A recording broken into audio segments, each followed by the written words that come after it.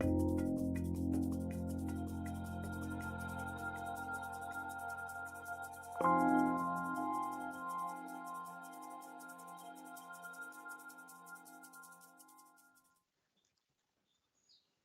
everyone, good afternoon, good morning. You know what? I need to mute myself here. There we go. Good afternoon, good morning to wherever you are joining us from. My name is Barton Seaver. I'm a chef, author, proud father, husband, and resident of the jagged, ragged, delicious coast of Maine, where I am joining you from today from our little saltwater farm. And wherever it is that you are joining from, I hope that you are safe and sane and sound and sanitized and delicious and living well. So I appreciate you joining me for this open office hours. I know we already got a number of great questions in, but any of you joining, please ask any question you can think of. Not even necessarily related to culinary, doesn't have to be, but I will do my best to answer these. I know that a lot of you, there's questions that come in all across the board. And while I know many things, I don't know it all, so I'll try and answer as best I can, but we will always be able to get you somebody on the Rouxbe team who can get back to you with an answer. So plug in your questions over there on the right-hand side of your screen. If there's a question that's already there that you particularly like or would like to see answered, click the heart button, and that'll rotate it up toward voted up to the top to make sure that I see it. What else? Barton Seaver, follow me on Instagram. Check me out. Talk a lot about food there. So with the Rouxbe team, I am the chief educator of the seafood literacy course. That is my specialty, is seafood. I was a chef in many restaurants in Washington, D.C., lived and worked all over the world. So I have some great experience with international cuisines, but really seafood is my thing, that and vegetable cuisine. So with that, we're going to dive in. But any of you who've joined us before, and hello, friends, to those who have, you know that I like to start off these sessions by telling something that I am grateful for. Because cooking for people, food itself is an act of love, it is an act of kindness, and therefore the very best and most important ingredient in whatever recipe you will ever cook is indeed gratitude, because, well, that's what makes everything work, right? So, what am I grateful for today? Well, I was talking to my father yesterday. I haven't seen him in almost 2 years, and arranged a trip for him to come up and join us in Maine to meet his second grandson for the first time and spend a week with us. And so, though I've looked forward to many things throughout this pandemic, I got to say that this one is one of the most emotional, and to have that on the calendar and to know he's coming is just absolutely wonderful. So that is lighting my life today. And I hope that you will take some time to consider what you are grateful for. Maybe even share it with us. Drop it in there as a comment. I'd love to hear from you. Okay, there we go. Wasn't that delicious? Yes, it was. Shall we start off? All right, from Virginia. Hi, friend. My husband isn't supposed to eat spinach because of his kidney disease. Interesting. I haven't heard of that. I would like to substitute other greens in recipes. Do you have suggestions for what other greens act more like spinach in recipes? That's a very interesting question. So I will not speak to the medical aspects of that because I don't know about substitutions as relate to the kidney function. But in terms of greens that behave like spinach, well, what does spinach do? Well, when raw, what does it have? It has this sort of tannic bite, right? This slight crunch to it, but also this yielding texture. It's also slightly drying on the palate, right? You can kind of almost feel how it kind of dries the back of your teeth out in a weird way. It has this really sort of subtle bitterness to it. In that way, spinach does really well with vinaigrettes, with fats, things like bacon and smoky paprika oil. It does well with sweet things like a sherry vinegar or something like that. So in terms of other greens, I'm just thinking about sort of what role does spinach play in raw dishes. Other greens that do that, I would look to purslane. I would look to, which is a tender herb, but also sort of a thick, crunchy stalk, which is absolutely delicious. I would think about watercress, which would be another one that sort of has a lot of those same quality and characteristics to it. And some of the butter crunch lettuces as well that are now being bred, they now have a little bit more texture to them, but they also have that soft yielding bite and stand up and give volume. So in a cooked dish, what does spinach do? Well, it basically yields completely, right? When you wilt down spinach, it kind of disappears into a dish, not visually, of course, but texturally, it becomes very soft. It doesn't add any chew to a dish. And I'm thinking like, oh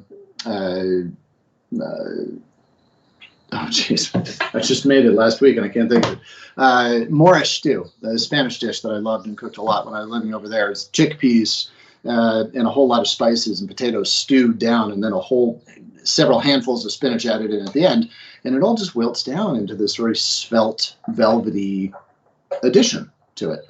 So what other greens will do that? Very long cooked collards, very long cooked kales will do that. Very long cooked cabbages will do that. And I'm talking by long cooked, I mean like 4 hours cook it. Most recipes that you're doing don't have time for that. So you're going to want to go to some of those softer greens. Don't be afraid to cook with lettuces. You know, if there's a romaine, cooks down rather nicely. You know, some of the escarols cook down very nicely as well.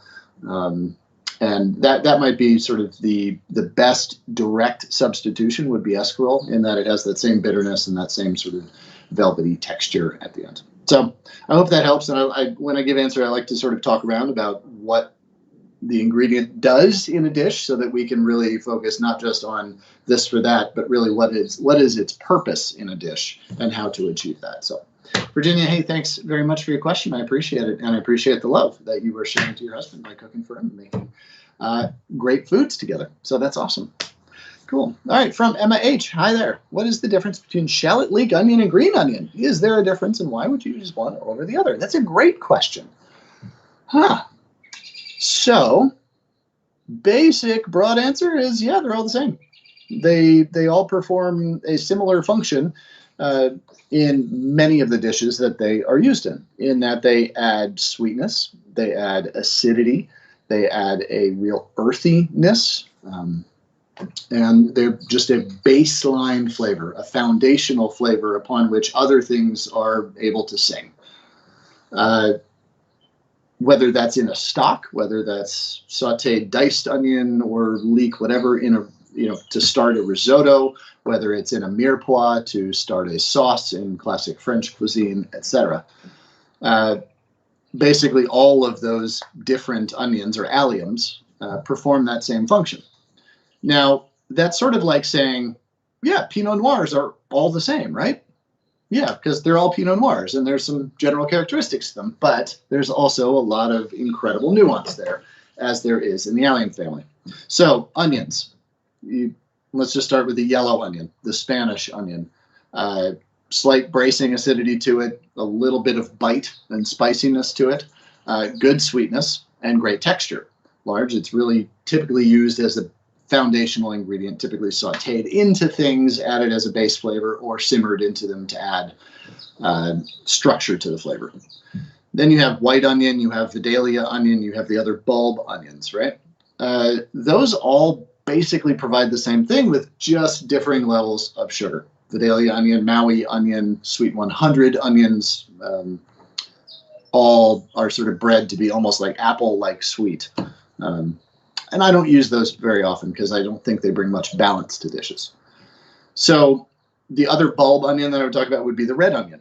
And red onions, I think, are different. They are in a category of their own in that, yes, they can be used the same way a yellow onion can, but I don't like to because their color isn't very appetizing. If you were to saute diced red onion as part of a risotto, it would just look like pale black, gray, at the end of it. It loses its charming visual appeal.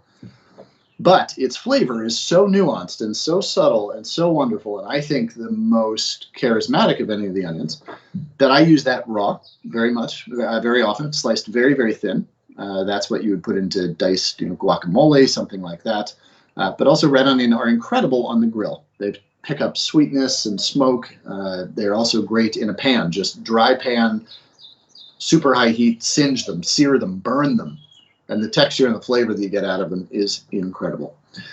Leek, the white part of leek, really just acts as sort of onion. It adds that foundational flavor because of its lack of color. It blends into basically whatever you're cooking.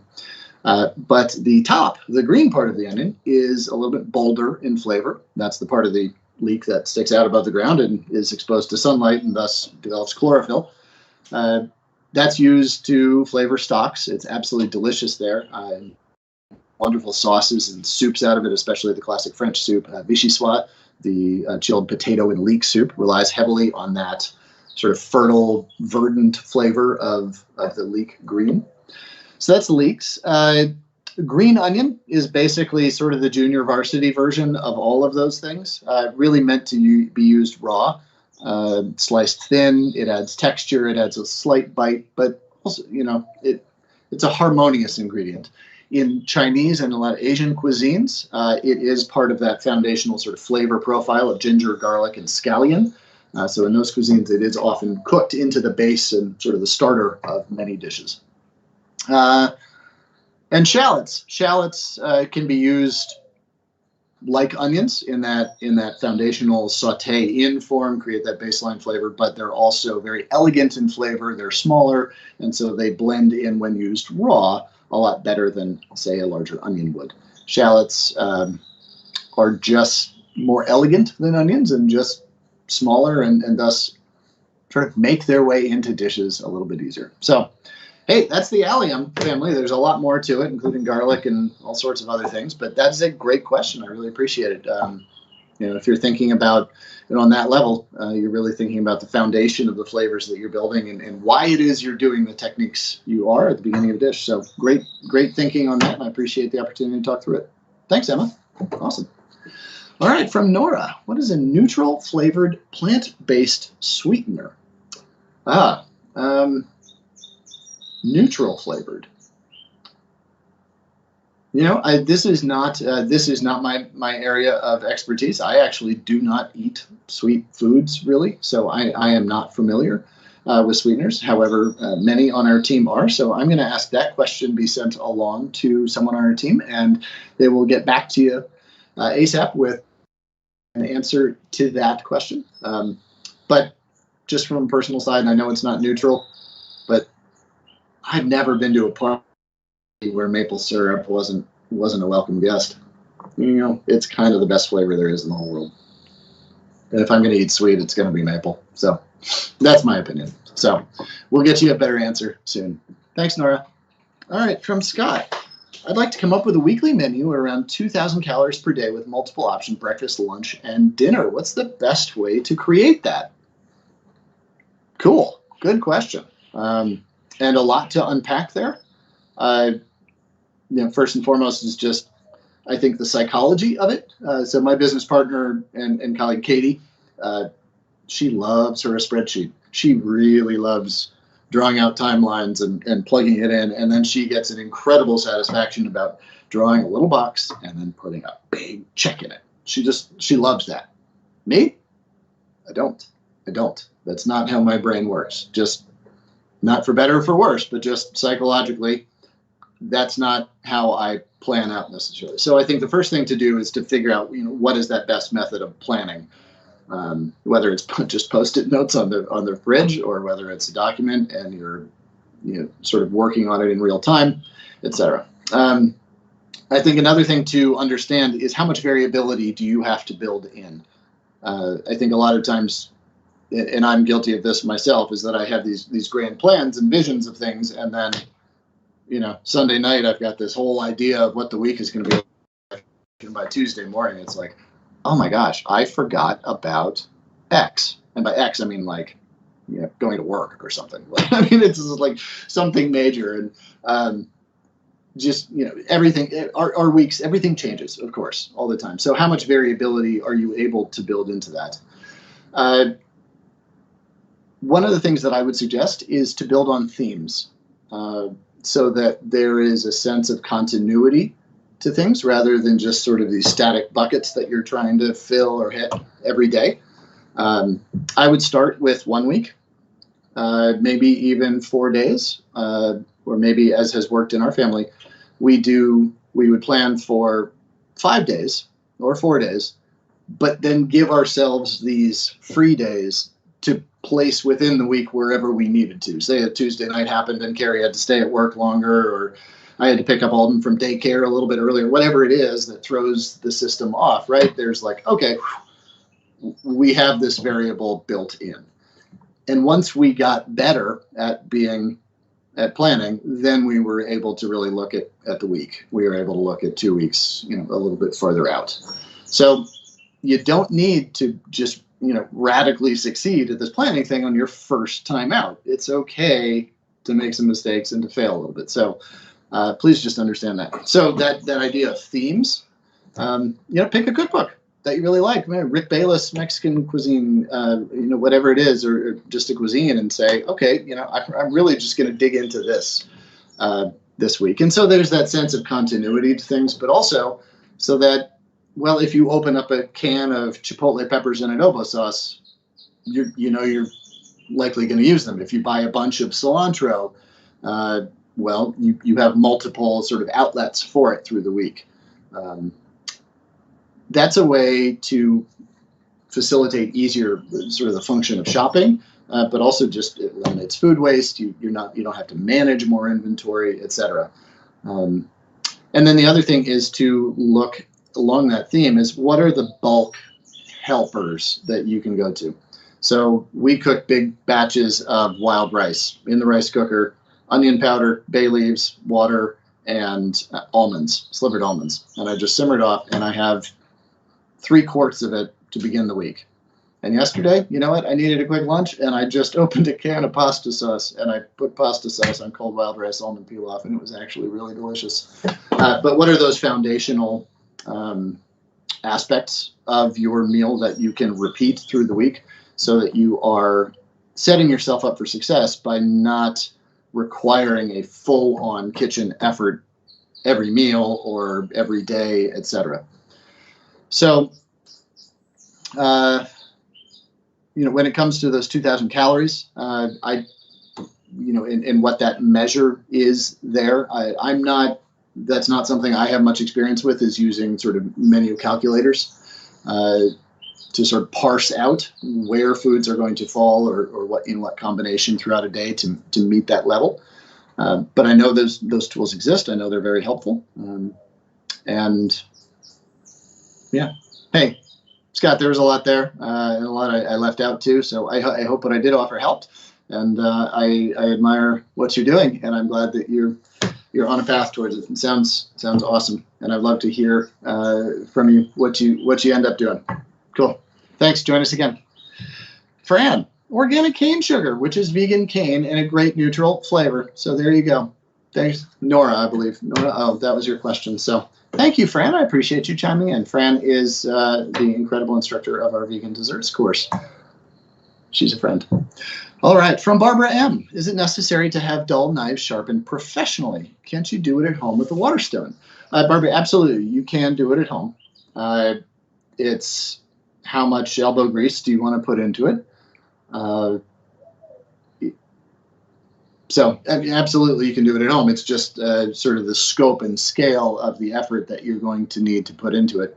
A lot of people have a 3-sided Waterstone, so they do have that tough grit, the rough grit that will allow for that really deep grind to sort of bring back decayed and just sort of dilapidated edges there. But if you don't have multiple grits, if you only have one Waterstone, you might just think about doing it professionally. I mean, there's some really great services where you just put it in, they send you a bag and you put it in the bag and you send it off and it comes back to you in just a couple of days. That's something that I've done, quite honestly. Just in my life, I don't have the time I would love to have to devote to my knives. And every now and then I do just send them off and I say, can you just get me back to where the maintenance is easy? There's absolutely no shame in that, but can it be done at home? Absolutely, Barbara. And I encourage you to do it if you got the time. It's a wonderful meditation, and I enjoy it. I hope you do too. Cheers. All right, Sabina, hi, friend. I buy wild salmon fillet, and for some reason, it always turns dry when I try baking it in the oven. Can you provide a recipe to achieve a moist texture? Thanks. Also, a recipe for slow roasting fish. Well, there you go. So your second question answers your first question for me, which is to slow roast it. So buying wild salmon fillets, I don't know which type of salmon you're buying, but coho salmon, sockeye salmon, or pink salmon are the most commonly available ones, and I imagine sockeye is probably part of your choice there. So those are some of the leaner salmon, which they're still very fatty, rich, delicious, healthy fish, but they're not the exuberantly fatty king salmon or as fatty as the farmed salmon fillets can be. So yes, they can tend to dry out. They're also thinner fillets tend to be. So oftentimes we sort of have this idea in our head of this recipe for salmon, and we might think of a fillet like this, but then we're cooking a fillet like this, and we don't think that what we really need to do is to turn the heat down. And the reason for that, and the reason why it's dry, is that a 4-ounce or 5-ounce piece of Atlantic salmon, a farm salmon, is going to be this thick, right? It's going to be a nice little, sort of 3-finger cut, whatever it is. The surface area on it is going to be less than the ratio of surface area to volume is less. Now, if you have a thinner fish, smaller fish, like a sockeye, well, that same 5 ounces, 4 ounces is going to have a lot more surface area, right? So it's just going to have more opportunity to dry out. And that's just, there's more of it exposed. There you go. So that's part of the reason why the salmon can end up drying out. So what do? This is my trusty toaster oven. Anybody who joined me before know how much I like to talk about my toaster oven. I set it to 300 degrees. Lightly oil the fish or no, season it with salt, nothing else, and I just throw it in there at 300. Then I just let it sit. And sometimes I cook it directly from frozen, and it turns out beautifully. Does it take a while? Yeah. But I also have time to have a glass of wine and talk to my wife and cook the broccoli and get some brown rice on. And it's okay that dinner isn't stressful, right? Yeah, it's really great that dinner isn't stressful. So that slow roasting approach does wonders. The other way to do it is that if you do want to continue using high heat, is to add some moisture to your oven. So I can't do this necessarily in the toaster oven, it's a little too small, but in the regular oven, just add a little pan of water just beneath it. And what that does is it just humidifies your oven, and thus it doesn't draw as much moisture out of the fish just because your environment is moisture. That is sort of the principle of a lot of great new cooking tools like Combitherm ovens, CVAP ovens, etc., that are moist heat ovens that preserve that moisture. So that's another way to do it. And in terms of a recipe for slow roasting fish, you really have to develop anything you're going to pair with slow roasted fish. You really need to focus on developing the flavor of that thing before you put it in the oven, because that slow roasting is going to facilitate cooking, not necessarily flavor development. You're not going to wither down tomatoes and get skins charred and simmer down their juices to emulsify with olive oil and garlic that you sauteed together. Like, no, you put cherry tomatoes in an oven at 300 degrees, they're going to come out as really kind of just deflated, grumpy cherry tomatoes. And there's going to be no charm to it. So for slow roasted recipes, make the sauce separate, really develop that flavor, caramelize some onions, saute some garlic, bring all those bold flavors together, do any reduction that you need, whether it's white wine, whether it's tomatoes, whether it's carrot juice, or whatever it is, bring that down, fully build that flavor, pair it with the fish, throw it in the oven. So there you go. Hope that helps. Thanks, Sabina. I really appreciate you. All right, from Emma. Hi again. In your last live event, you mentioned an infused lemon oil. Yeah, this has gotten a lot of attention. What brand was it? Also, are all high smoke point cooking oils refined? Well, to the smoke point question, no. I actually don't think that extra virgin olive oil has. I don't know enough about the science on this to answer scientifically, but I will say that I have always used extra virgin olive oil as my go-to saute oil for everything. And I've never had an issue with it. And I've never had any off flavors. I've never had any acridness build up in it. So if you're trying to avoid the refined oils, cold pressed extra virgin olive oil has always done me well. If you're going to deep fry, certainly it's not worth the expense of extra virgin olive oil.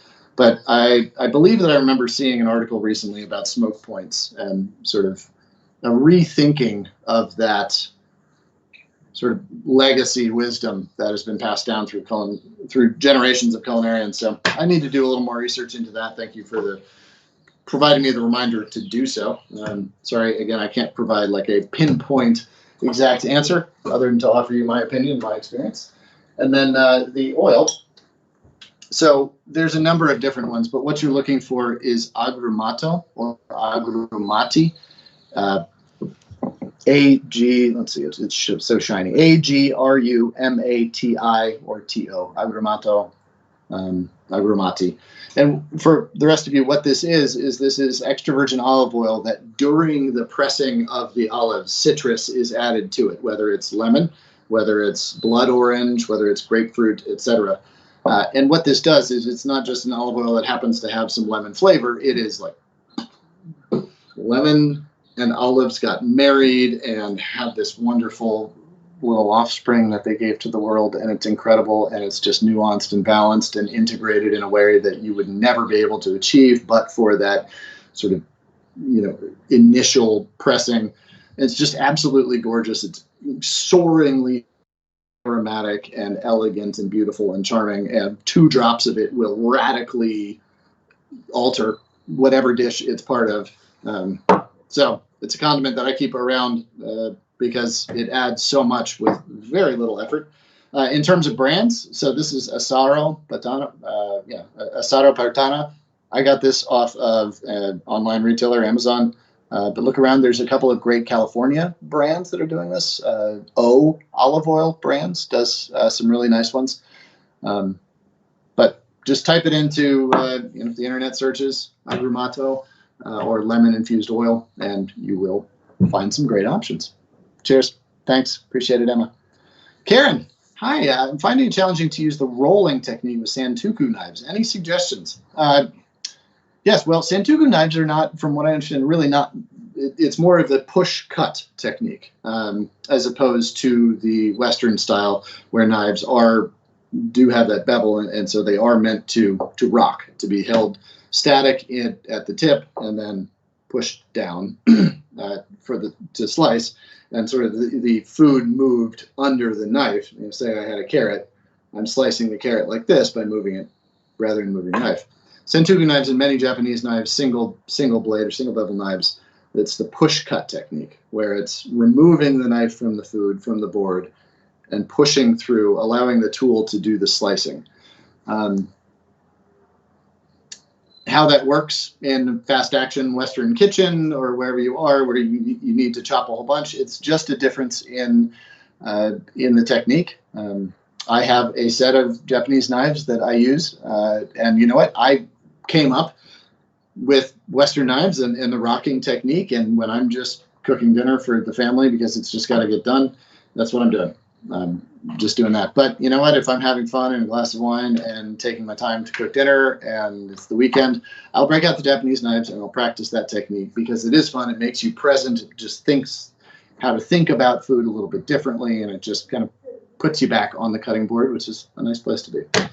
Anyway, there you are. Hope that helps. Hi there, Catherine. What's the best way to know if a steel pan is hot enough to add oil for searing? And how do you prevent meats from sticking? Does the meat need to be dried even if marinated? Okay, a couple questions there. So, whether the pan is hot enough to add the oil, there's the technique of if you a couple drops of water, then you can just flick it into the pan, which can be a little bit dangerous. So if you're doing it at home, it's fine. If you're in a professional kitchen where there's all sorts of stuff going on like that, or if you just want to be flinging stuff around. But if you drop a couple drops of water into the pan. It should bead up and sort of sizzle and dance around the pan, rather than, if the pan isn't hot enough, it will basically just hit the pan and simmer out, right? So that's one way to tell visually. Another way to tell visually is just, to be honest, is instinct, intuition, and just practice. Knowing your burners, that, you know, if you're cooking in the same place all the time, at home, or, you know, or in the same burner at work, you begin to have a feel for it. With cast steel pans, you can see that the metal begins to turn a little bit bluish, even maybe a little bit whitish, a gray sort of cast to it. So there also are these other visual cues. I don't think you ever want to get a pan to the point where the pan itself is smoking, where it's just releasing whatever it is that's on there. It's just, there's no technique that I've ever needed to use that needed pan that hot. Maybe a little whisper of it, but like, you're not cooking the pan. You're using the pan to cook some food, right? So just get it that hot. The other thing to do is just to add just a little bit of oil to it. Does the oil immediately sort of dance and shimmer? Yeah, there you go. So how do you prevent meat from sticking? Does the meat need to be dried even if marinated? So if you're marinating something, I would actually tend not to marinate things that I am going to saute, for the reason that marinating is often the process of adding moisture. And moisture is the antithesis of what you're trying to achieve in the saute pan with the oil and with the heat, which is a transference of heat, which is a change of texture. It is a development of flavor. And any moisture present is going to inhibit, slow that process. Now, on a regular piece of salmon or a steak, the natural moisture that's already there, you know, will simmer off quickly enough that you will get that caramelization, the browning, the color and flavor development. Any added moisture can slow that down to the point where you risk overcooking the meat before you get the desired texture or color. So I don't marinate things that I am going to sear or saute. I might do a spice rub on them, certainly, and you can add flavors to them, but adding moisture to them, no. Now, an oil-based or fat-based marinade, absolutely, sure. That's not going to impede that. So in terms of drying meat, I always pre-season meat, all fish 20 minutes at least, if not a day ahead of cooking. That draws some moisture out to the surface. Salt is a humectant and draws moisture towards itself. So if there's a particular lot amount of moisture on the fillet, I can see it and it's glistening and maybe the moisture is even beading up, yeah, I'll just take a towel and just blot it. And that's it. You're not trying to smash it down. You're not trying to punish it. You're not trying to dry it off like a baby coming out of the bath. It's just like, pat it dry, put it in. There you go. And the technique that I also use to prevent sticking is when I put anything in the pan or in the oil. I have the pan moving pretty much when I put the fish in or the meat. And what that does is it just allows that oil to circulate a little bit underneath the fish or the meat until it cauterizes, until those proteins cook enough to the point where if you just then leave it be, it's not going to stick. There you go. Every chef has many methods to it, but there you are. Hope that helps. All right. Samantha, what's the best combo for dark chocolate and salty sweet taste? Wow. That's kind of subjective because it can go in so many different directions. I would say my favorite would be sort of a savory, not too fiery chili pepper, like a chile de árbol or a merquén chile from the country of Chile, cuisine down there. That's a particular favorite of mine. I love a little bit of spice, as you find in Mexican moles, which feature chocolate as part of them. Thank you. UPS guy. Other ones, ginger is a really nice one. Ginger being both a spice that can go savory or sweet, but when used well, and not bolstered by the sweetness of the chocolate, but rather a bittersweet, can be very nice. Certainly nuts, roasted nuts, toasted peanuts, etc. I like. Yeah, so there you go. Those are some of my favorites, but everybody's gonna have their own. Maybe Fran, if you're still on, you can maybe you could dive in with your favorites. So, all right, Marie, I'm in the market for a new stainless steel frying pan. What do you recommend that's not super expensive but still good quality? What do you know about made-in cookware products? What I know about made-in cookware products is what I've seen on Instagram ads, which make them look really, really good, right? Because the company itself is making ads to make themselves look good, right?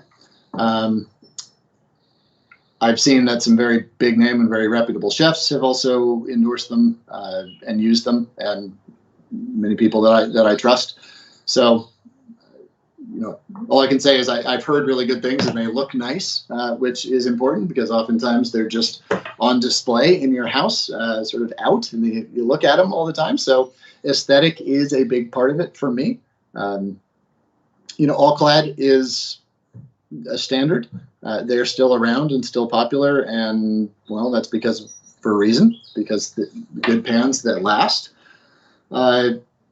Misen makes some nice pans. I have all copper pans. It has been long a goal in my life to have copper pans, and I saved up for like 5 years and finally got the set that I really wanted.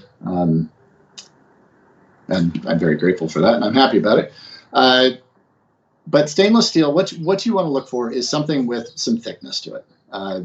It is the pan that cooks the food, right? So you want the pan itself to be a tool, not just a metal cup in which the food sits and you try and force heat up through it. No, you want the pan itself to have some character. You want it to hold some heat. You want it to be able to read it. You want it to really be able to work with the fire, not just sort of sit on top of it. So something with some thickness to it, and that's going to up the price of it. It's also going to up the durability of it, and just tend to be higher quality. So, but I also know that you can get really great pans now for $40 or so. But in addition to a stainless steel pan, I would also urge you to look at cast steel pans, black steel. Those are equally as useful, I've found, are a little bit easier to manage and to clean, maintain their aesthetic a little bit better as well, and tend to be a little bit cheaper. So there you go. Hey, let us know what you end up choosing and what you think of it. Hey, thanks for the question. All right, Elena, I'm going to open my vegan, organic, gluten-free, soy-free cafe and bakery in New York, and I would like to learn to make good cream for bakery, for macaroons, for cookies, and sandwiches. Well, hey, congratulations to you. That's awesome that you're following that dream. I imagine it's been a while in the making, in your head at least, in your heart. So good for you for getting there. Would like to learn to make good cream for the bakery, macaroons and cookies and sandwiches. So again, that is going to be the expertise of the expert herself, Chef Fran, so of our vegan desserts course. So I might ask if you could be in touch with her, maybe reach out and check out her course. But hey, from all of us at Rouxbe, we wish you the very best of success. Thanks for joining us today, if you haven't joined us already in one of the courses. But we're here to support you and to cheer you on. So all the best to you. All right, from Daniel. Hi, friend. Is there a cooking method that allows me to retain the color of a yellow or pink oyster mushroom? Huh. What a nuanced, detailed question that is. That's awesome. One that I have never thought of before, and not one that I've never thought of it before. And I'm going to say the answer to that is, yeah, of course. Poach them. Slowly roast them. But I would say poaching them maybe is probably the better way. I really love a chilled or room temperature marinated mushroom, whether it's just a button mushroom or a king oyster or pink oyster mushroom. A nice broth, cuisson, whether it's mustard seed, black peppercorns, bay leaves, some ginger, whatever, a good slug of vinegar and a little bit of water. Bring it to a boil, add some salt, throw your raw mushrooms in and just let them cool down. So it fully cooks them. So you end up with that flavor development. You don't end up with that caramelization, obviously, but you end up with this wonderful garnish / side dish, which are these chilled marinated mushrooms. Now, those can then be used to throw into a dish at the end. Say you're sauteing zucchini and you want that yellow, beautiful color of the yellow oyster mushroom, which has been preserved in the fully cooked state in the poached mushrooms. So now you don't have to saute them in and lose that color. Rather, you can basically just throw them in right at the very end, let the sort of ambient heat of the dish warm them through, and you're not dealing with that color loss, which I think really happens more with rising of temperature, more so than the higher the temperature, the more cooking loss there is, the color loss there is. So, hey, what an interesting question. So I hope that helps, and very cool. And I love that you're cooking with yellow and pink oyster mushrooms enough that this is on your mind and part of your life. That's awesome. That makes me happy. Cool. All right, from Jalika. Hi. Nice to have you join us. Hi, friend. To make dried fruit paste, I've thought about the fresh mangoes that I have. May I have fresh mango paste instead of dried mango paste? Yes, I don't see why not. So, in French cuisine, that would probably be more called a coulis than a paste. The advantage to using dried mangoes is that you have total control over the moisture content of the paste, so that you can truly make it a paste. If you just take a raw mango fresh and throw it in a blender, you don't end up with paste. You end up with puree. So it's that need to desiccate or to draw out that moisture. That's really the key factor there in what is really, I think, just a textural or consistency difference here. In terms of the flavor, you're obviously going to get a much more concentrated, different, deeper, richer flavor from the dried. And so in whatever recipe you are using it in, be sure to account for that. That fresh mangoes are going to bring more acidity to them. They're going to bring just more moisture as well. So in the other ingredients, you just need to think about that and how to account for that and make measure. So, hey, Jalika, I really appreciate the question. I hope that helps. Cool. From Pilar, what are my thoughts on farmed fish?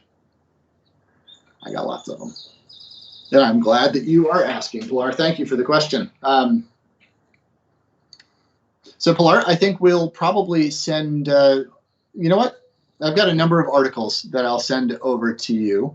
Or Pilar, if you could reach out to me at barton@ruby.com, I'd be happy to send you a number of articles that I've written. One for James Beard Foundation, another one for a publication called The Coastal Table. And if you just Google my name along with that, those articles will pop right up. They're pretty easily found. So the Coastal Table, as well as for James Beard Foundation, I've got 2 lengthy articles on that, as well as for Food and Wine Pro. So those 3 publications, I've written extensive articles on my thoughts on farm fish. But to give a live answer without going into too much detail is, when I was first coming up, and sustainable seafood is my whole bend, and delicious seafood is my whole career, I was very much anti-farmed seafood because it had earned a bad reputation.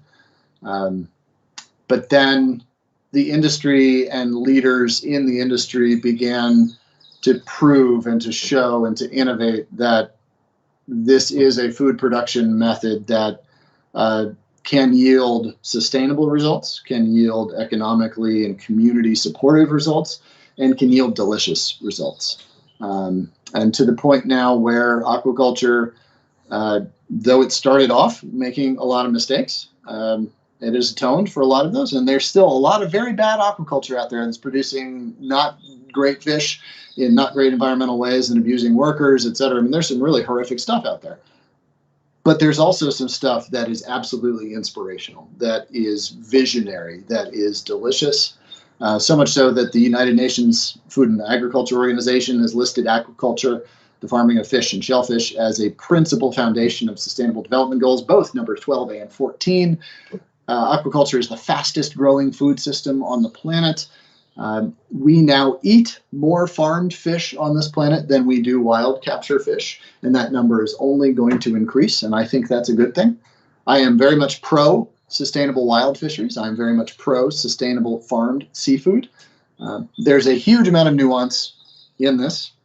So I urge you to go check out those articles. Again, Food and Wine Pro, James Beard Foundation, and the Coastal Table, 3 different publications in which you Google my name, and you'll find that article. Yeah, the other thing to say is that aquaculture as a global industry began only 50, 55 years ago. And we didn't have computers then, right? I mean, a computer the size of the Pentagon couldn't do what my iPhone can, right? Industries evolve so rapidly. And when we think that aquaculture, though its existence is thousands of years old, as a commercial industry to feed people on a mass scale, it's only 50 years old. Give the industry some leeway, allow it to say, wow, yeah, you're starting from nothing, and we've gotten very far since then. Anyway, again, a lot to unpack, but you literally asked the question that is, well, it's basically my entire career right now. It's what I do all day, every day, is evangelize about seafood, its benefits, where it needs to improve, and how it's going to get there, and why we should all be eating more of it. So, hey, Pilar, thanks so much for your question. I appreciate it. All right. Oh, looks at that. Patrick, my dear friend and colleague at Ruby, just there at the top of the question queue has posted the James Beard article. But again, also, please do check out those other 2, Coastal Table and Food and Wine Pro. From Sharon. Hi, friend. Thanks for joining again. I got some great Dijon mustard. Want to make salad dressings with it. What are your favorite ways to flavor it up for dressings?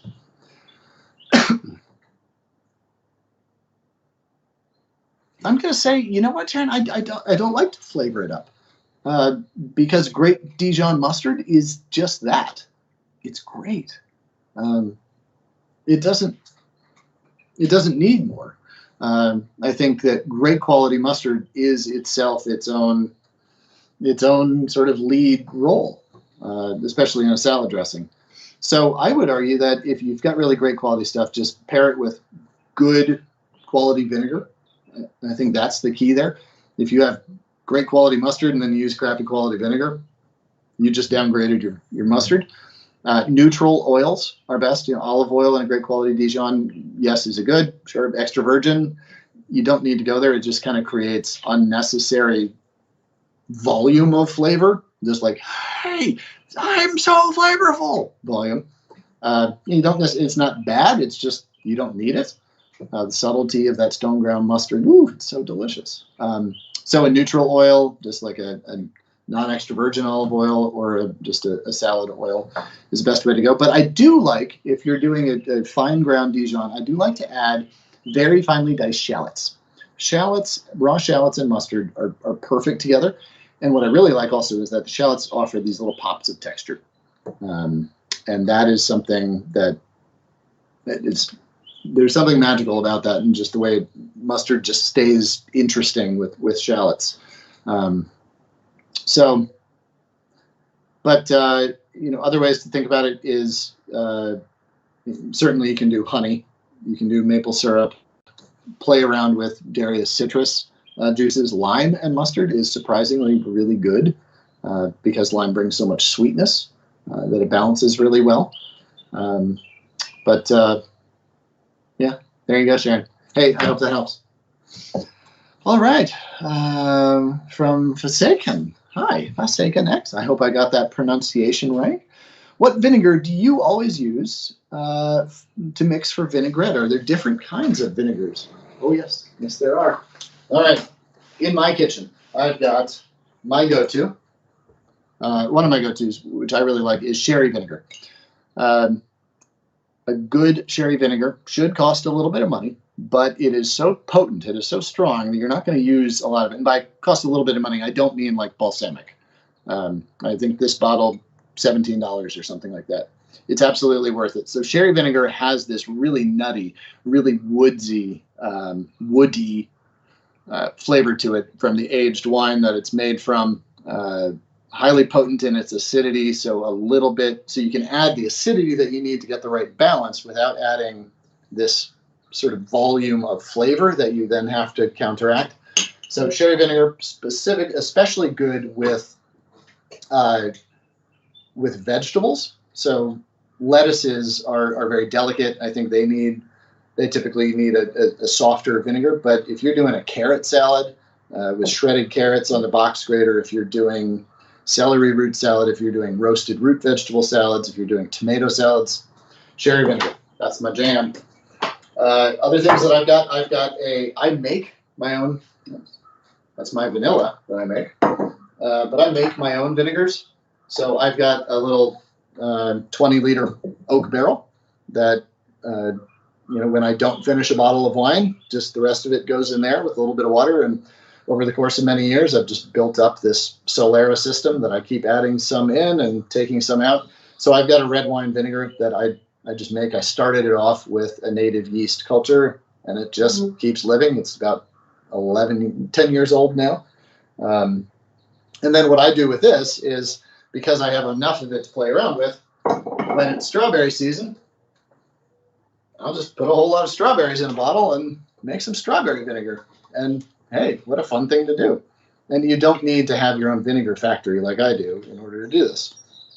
Go buy one bottle of really good red wine vinegar and put it in a couple of ball jars with some different fruit. Put a peach in one, put a couple of stalks of rosemary in another, put some strawberries in one or raspberries, and you'll end up with just some really cool, fun options. Other vinegars, I do have a balsamic. I tend to use very little balsamic. Is it delicious? Yes, absolutely. Is it blunt? I tend to think so. Yes, it can be incredible. I mean, it's great quality balsamic can be as elegant and unique of a vinegar there is, but most of the time, the way most cooks use it in most dishes, what it provides is just a little bit of acid, and really it's there for the sweetness, not for its subtlety.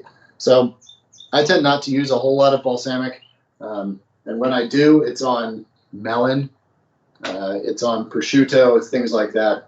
Other vinegars that I've got an aged sherry vinegar.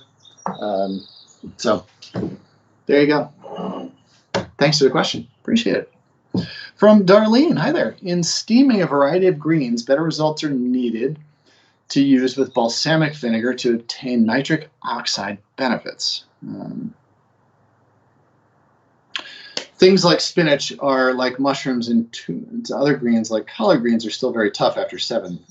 Okay, so I believe that this is a comment to one of the first questions that we're asking, sort of substitutes for spinach there. So yeah, it depends all on the cooking time. It's sort of where you're going to get to with the texture, and as you're talking about with the nutritional sort of development there, which you seem to have a good beat on, more so than I do. So thank you for sending that in. I appreciate it. All right, when making chicken marsala, at what stage of the cooking process is it appropriate to add mushrooms to the sauce?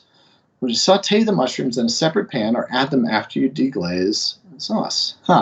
Catherine. Hi, Catherine. Nice to see you. So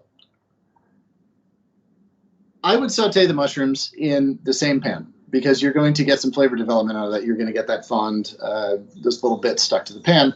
So I would saute the mushrooms and then remove them from the pan. Just keep them on the side. Saute your chicken, add your marsala, and as soon as the alcohol is kind of cooked off the marsala, throw your mushrooms back in. And that might not be the technical way to do it, but what I like about the mushrooms in chicken marsala is that they do have some of that flavor development, that coloration. I don't just like a simmered mushroom flavor in that, because I think it just doesn't bring it into its full balance and beauty. So very quick, very, very high heat saute, very low oil, just to get a little bit of color, just to change the flavor a little bit of the diced mushroom. Remove them from the pan. And the reason why I say don't put them in the pan with the, hold on, my 10-month-old son just walked through, and I just want to smile at him. Hey, buddy. Okay, I'll see you later. Oh my God, he's smiling. I love him. Okay, back to mushrooms. So mushrooms absorb a lot of whatever liquid that they're in. So if you are cooking the marsala and the alcohol hasn't cooked off yet, the mushrooms can tend to end up being these little booze bombs a little bit, just sort of a different level of booziness that I just find can be a little bit distracting, because you have this wonderfully reduced sauce, but then you have these little bites of it. And that can be kind of fun, but I would say cook off the booze, add the mushrooms, add your cream if you're using it, or whatever sort of mounting, finishing ingredient you have. Add your herbs. There you go. Enjoy. Delicious. Thanks, Catherine. From Marion. Hi, friend. Just completed the seafood literacy course and loved it. Well, thank you for saying so. I'm glad you learned so much. Current obsession is cooking en papillote. What's your favorite fish and accompanying ingredients for en papillote preparation? Awesome. Well, thank you for the compliments. I appreciate you joining us in the course. So for those who don't know, en papillote is cooking in parchment, is what the term refers to. And it's basically, well, you put a bunch of delicious things together and fold it into an envelope so that all the steam and all the juices and everything stays within this beautiful parchment that kind of fluffs up like a balloon as it steams. And then it's traditionally cut open table side, and this big sort of raft of steam comes out of it, flavorful, aromatic, blah, blah, blah. Everything's cooked together. Oh, what a dreamy dish, right? It's awesome. It takes a little bit of work ahead of time, but it takes no work on the back end. So the fish that are traditionally used in papillote: salmon, flounder, John Dory, which is a pretty rare, somewhat unique fish, tend to be in there. So subtle fishes with flavor, with textures that are very soft and flaky, yielding. You would not want to cook a piece of swordfish or tuna in papillote. You just wouldn't get, the texture wouldn't be great. But things like black bass, black sea bass is also really, really wonderful. That nuanced, delicate texture fish. If you're in New England, Marion, I really like hake, a member of the cod family that traditionally doesn't make it far out of New England, but that's a really, really great one. So the keys to fish for en papillote are, I typically do not cook any fish with its skin on in steaming or en papillote preparations, because steaming just doesn't break down the tissues in skin, and it ends up just being kind of gelatinous and not a really pleasing texture. So you want something that you can take the skin off of and still have a good fillet of. John Dory is actually my very favorite fish for en papillote. And if you've never seen a John Dory before, hey, everybody, check it out. Go Google John, John, Dorry, fish. Yeah. It's weird. It's real weird. And then Google a picture of its mouth open. It gets even weirder. Yeah. It's also called St. Peter's fish because it's got a really big black spot on the side of its broad silver body. It's basically like a flounder that swims upright, and then it's a flatfish. But this big black spot is said to be the devil's thumbprint when he picked up the fish out of the river and he burned it. So there you go. Lots of fish in the Bible. Lots of fish. Anyway, so there you go. And in terms of flavor pairings, I really, really, really like fennel. All things fennel, anise, pastis. In that it's both subtle, but also it just has a beautiful presence right off the bat. It steams really well. So fennel, thinly shaved, the vegetable underneath as a bed, and those vegetables soften and cook in the fish juices. And then, let's see, two of the alcohols that I keep next to the stove because A, I like to drink them, and because they cook really well. Herbsant, legendary spirit from New Orleans, essential in the cocktail there called the Sazerac. It's used as a wash in the glass. Heavy anise flavor, absolutely delicious. Wonderful green chartreusey-like color to it, especially when you pour it over ice. Wonderful, delicious, high proof. The other is Pernod, the classic anise flavored liqueur, that being Parisian. So just a few drops of that over top, and I really like it with butter. Those flavors really match well with butter rather than with olive oil, which kind of draws out a grassier, greener flavor. So that's my sort of favorite accompanying ingredients. But I also like to put carrots in, very thinly shaved, shredded carrots, because I found that en papillote is better when there's something sweet in there.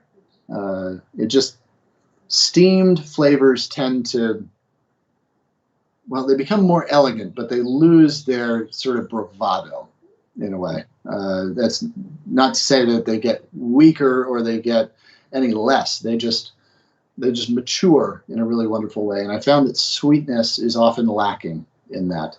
And that sweetness, I mean, minor forms of sweetness like carrots, vegetable sweetness, can really bring everything back into a wonderful focus.